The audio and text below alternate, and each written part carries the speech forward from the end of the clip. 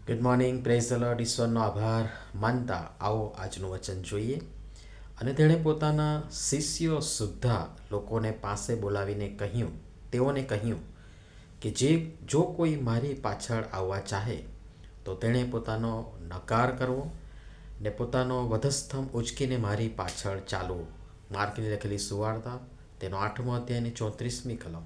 એના જેવી જ બીજી એક કલમ પણ જોડવા માંગુ છું.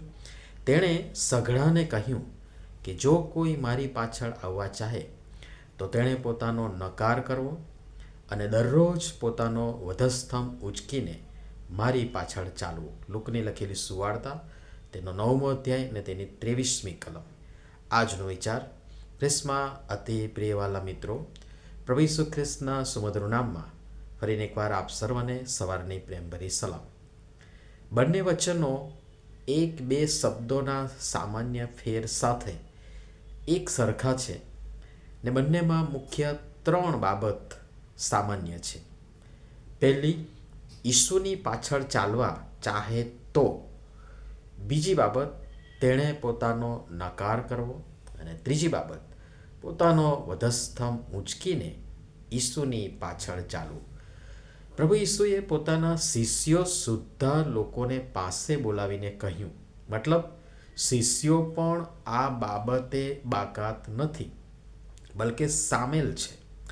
કોઈ જ ખ્રિસ્તના વધસ્તંભથી છટકી ના શકે સાહેબ. મારે, તમારે, આપણ સર્વે જે કોઈ પ્રભુ ઈસુ ખ્રિસ્ત પર વિશ્વાસ કરે છે ને તેમની પાછળ ચાલવા માંગે છે કે ચાલી રહ્યા છે, એ દરેકે પોતાનો નકાર કરવો પડશે ને દરરોજ પોતાનો વધસ્તંભ ઉચકીને ઈસુની પાછળ ચાલવું પડશે. અને મેં અગાઉ પણ કહ્યું છે અને ફરીથી આજે કહીશ કે કહેવા, વાંચવા અને બોલવામાં જેટલું આ સરળ અને સહેલું લાગે છે એટલું સરળ અને સહેલું નથી. જ્યાં સગા, વાલા, મિત્રો, સ્વજનો, ધન, દોલત, કુટુંબ, કબીલો, સંપત્તિ, સંબંધો, વ્યવહારો બધું જતું કરવાનું થાય છે. મારો જ દાખલો આપું. સેવામાં વતન અને કુટુંબ વગેરેથી દૂર હોય અમે ઘણાય અમારા અંગત પ્રસંગો, વ્યવહારો, સંબંધોનો ભોગ આપીએ છીએ ને ભાગ ન લેવાને કારણે સંબંધો ને વ્યવહારો પણ બગડે ને ક્યારેક સાંભળવાનું પણ થાય. હમણાં જ મારે એક પારિવારિક મરણ પ્રસંગ, મારા મોટા બહેનના સસરા, એમાં ભાગ લેવા મારે બુધવારે રાત્રે જુનાગઢથી આખી રાત મુસાફરી કરી વતનમાં જવાનું થયું. અને વહેલી સવારે 6:30-7 વાગે હું ત્યાં પહોંચ્યો અને ભાગ લઈ પરત ફર્યો ને ફરીથી સાંજે 5:30ની બસ પકડીને હું જુનાગઢ આવવા માટે નીકળ્યો. અને એ મુસાફરી દરમિયાન રાત્રે મારા મોટા ભાઈનો ફોન આવ્યો અને બીજા મરણના સમાચાર મળ્યા ગઈકાલે રાત્રે. અને એ તો મારા સગા કાકાનો દીકરો. પણ એમાં હું ભાગ ન લઈ શક્યો અને મુસાફરી અટકાવી નહીં, પરંતુ મુસાફરી ચાલુ રાખી અને જુનાગઢ આજે સવારે મળસ્કે 5 વાગે પહોંચ્યો. સેવા અને કાર્યક્ષેત્રમાં હાજર થઈ ગયો.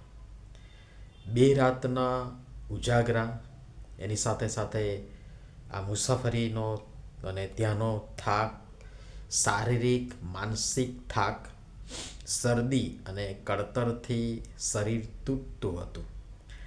અને પાછી સવારનો મેસેજ લખવા અને રેકોર્ડ કરવા શરીર સતત ના પાડતું હતું. મન અને મગજ પણ સતત ના પાડતું હતું. છતાં આપ સર્વ રોજ સવારે પ્રભુના વચનોની વાટ જુઓ છો ને એ મને ખબર છે. અને એ મારી જવાબદારી છે એ સમજી એ ભયંકર થાક અને ત્રાસ છતાં બધું બાજુ પર મૂકી આજે વહેલી સવારે 5 વાગે હું જુનાગઢ પાસ્ટર હાઉસ પહોંચ્યો અને ઘરે પહોંચીને તરત મેસેજ લખ્યો, રેકોર્ડિંગ કર્યું ને આપ સર્વને પહોંચાડ્યો.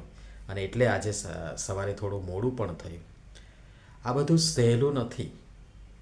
ઘણો ભોગ આપવો પડે છે, ઘણું જતું કરવું પડે છે, ઘણું સહન કરવાનું થાય છે.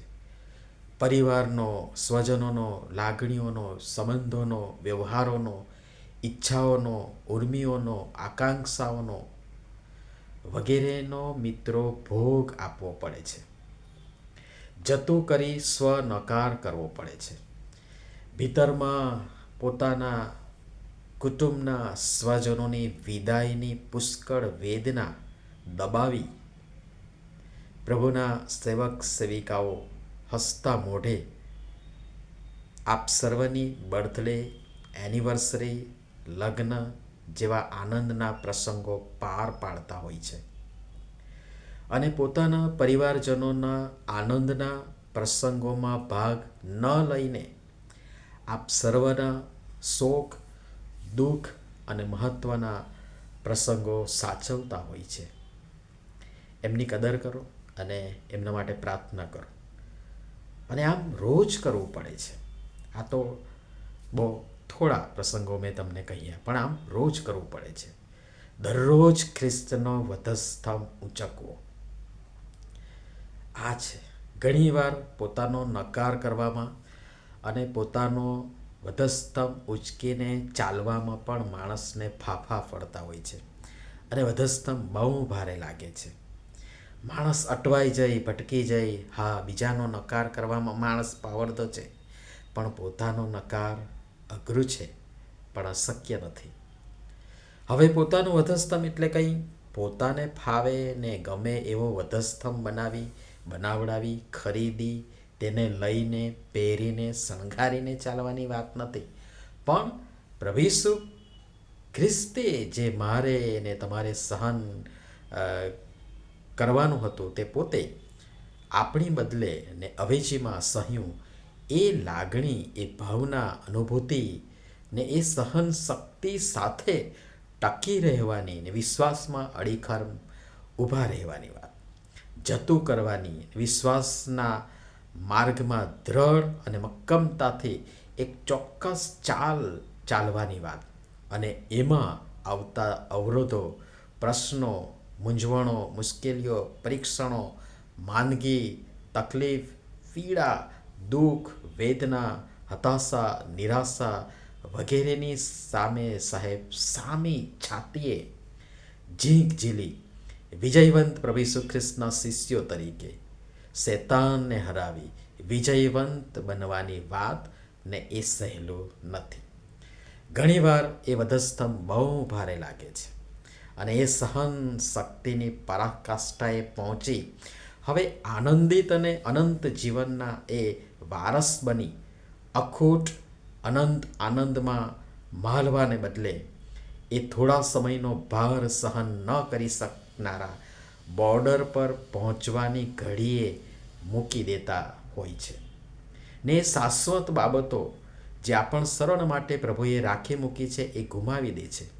બસ એ બોર્ડર લાઈન ક્રોસ કરવાની જરૂર છે, પણ મોટાભાગના એ લાઈનને સ્પર્શ પણ કરતા નથી અને ભાગી છૂટે છે અને નાશ વહોરી બેસે છે. પ્રભુની હરગીજ ઈચ્છા એવી નથી કે આપણામાંથી એકનો પણ નાશ થાય, પણ આપણે બધા જ બચી જઈએ એવી એમની ઈચ્છા છે. પણ એ લાઈન તો ક્રોસ કરવી જ પડશે. ને પોતાનો નકાર કરવો પડશે. પોતાનો વધસ્તંભ ઉચકીને ઈસુની પાછળ ચાલવું પડશે, માણસની પાછળ નહીં. ને એ પરીક્ષણની બોર્ડર લાઈન ક્રોસ કરવી પડશે. અને પ્રભુ આ બધી બાબતો સમજવા પણ સર્વની સહાયતા મદદ કરો. અમારા માટે પ્રાર્થના કરશો.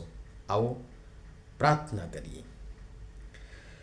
પ્રેમાળ પિતા, તમે જે અમારા માટે કર્યું અને સહ્યું અને જતું કર્યું, તમે પકડી ન રાખ્યું પણ અમારા માટે સઘળું થવા દીધું ને પરિણામે અમે બચ્યા છીએ. તમારા પ્રેમના વળતા પ્રતિસાદ આપવા અમને પણ તમારા માર્ગમાં તમારી પાછળ ચાલવા, અમારો પોતાનો નકાર કરવા અને દરરોજ પોતાનો વધસ્તંભ ઉંચકીને તમારી પાછળ ચાલવા કૃપા કરીને સર્વની તમે સહાય તથા મદદ કરો. પ્રભુ ઈસુના નામમાં આમીન. ધન્યવાદ.